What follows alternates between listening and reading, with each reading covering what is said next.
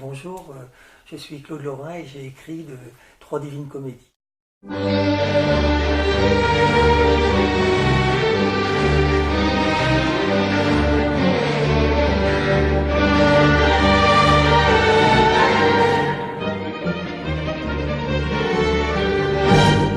Absolument, il y a un rapport dans la mesure où effectivement les patients m'ont inspiré beaucoup.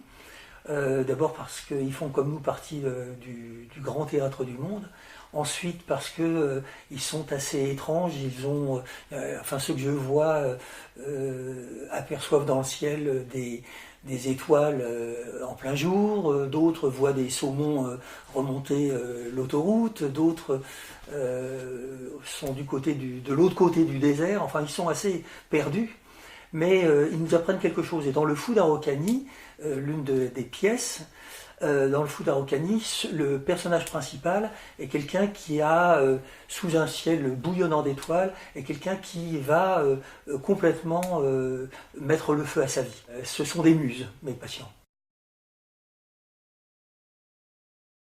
Oh, ça c'est simple. En réalité, je voulais échapper à l'enfer de Dante et au paradis. Je n'ai pas de paradis fiscal. Donc j'ai trouvé le purgatoire, comme on dit. Et le purgatoire, c'est finalement cette belle maison d'édition qu'est l'Harmattan. Alors le rapport, c'est au spectateur de le dire. Ce que je peux dire, c'est que actuellement, le Chili a beaucoup évolué, mais on a vu ces derniers temps, hélas, qu'il y avait beaucoup de troubles, beaucoup de morts aussi. Il n'y a plus de disparus comme autrefois à l'époque de Pinochet, puisque c'est ce que j'évoque. Mais les psychologues sont piégés parce que, en définitive, ils sont l'un des personnages principaux essaie de soigner le Fou d'Araucanie, mais il n'y parvient pas parce que cette espèce de schizophrène paranoïde s'imagine qu'il est poursuivi et en réalité il est poursuivi. Donc le psychologue ne sait pas comment s'y prendre pour faire la part entre le rêve et la réalité et le fantasme.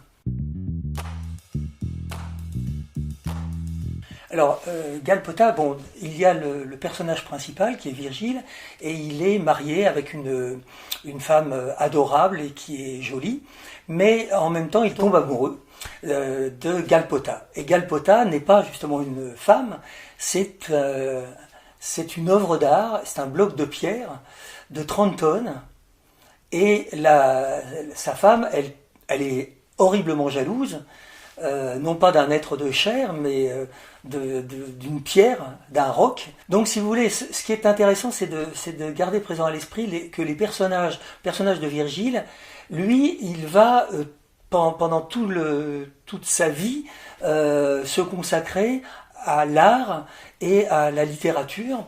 Et elle est toute de corps, elle met dans son corps toute sa fièvre, toutes ses espérances. Et lui, je dirais qu'il voyage dans son crâne, dans son cerveau, et puis il se sépare forcément.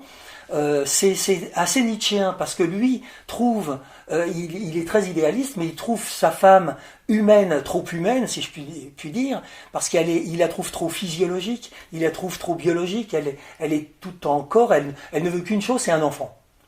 Et lui, ce qu'il veut, c'est réhabiliter l'ouvrage, et en fait, cette pièce, Galpota, puisque Galpota existe vraiment, c'est une pièce de 30 tonnes qui se trouve au milieu de la jungle sri-lankaise, et j'ai eu la chance de la voir, cette pierre, elle est assez merveilleuse, je comprends qu'on puisse imaginer, fantasmer, et pour finir, donc, je serais amené à vous dire que finalement cette pièce c'est une hymne, c'est un hymne plutôt, ou une manière d'éloge du livre, parce que je trouve que actuellement les jeunes peuvent plus, je dis surtout les jeunes quand même, ne sont accaparés par tout ce qui nous accapare, c'est-à-dire hyper connectés, etc., par l'image.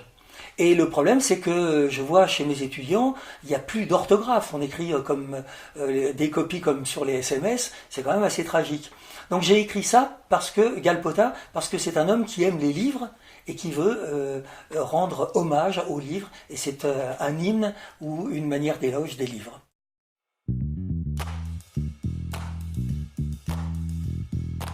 Europe est une personne qui croit que la majorité a toujours raison. Et je trouve que c'est relativement dangereux, dans la mesure où l'histoire a montré que c'était parfois grave de suivre la majorité. Mais bon, c'est une comédie, et c'est une comédie assez drôle, de façon assez surréaliste, où Zeus est à la fois homosexuel et épris d'Europe. Et c'est assez marrant, il est déguisé en taureau avec une queue de vache, et il arrive avec un slip Superman, donc c'est assez marrant à voir comme pièce. Alors oui, l'Europe économique, elle est en train de se constituer depuis de nombreuses années. C'est une Europe compliquée, parce qu'il y a les Turcs la Turquie qui veut rentrer dans l'Europe, si on parle de l'Europe économique. Il y a le Royaume-Uni qui souhaite en sortir. Donc tout ça impose des jongleries politiques assez complexes, et certaines comédies, et comédies de la sagesse aussi. Mais ce que je peux dire, c'est que en fait, l'Europe qui m'intéresse, c'est-à-dire l'Europe culturelle, elle n'existe pas. Est-ce que vous entendez parfois des chansons, pour ne prendre, ou des clips allemands, ou d'Estonie, ou même tout simplement espagnol, portugais? Non.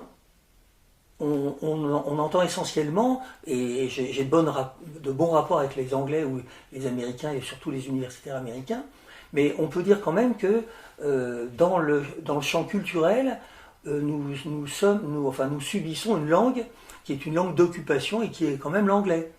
Et donc on écoute essentiellement de l'anglais, et aucune chanson hongroise ou polonaise. Et j'écoutais ce matin la rhapsodie hongroise de Liszt. Ça vaut mieux que du rap bas de gamme.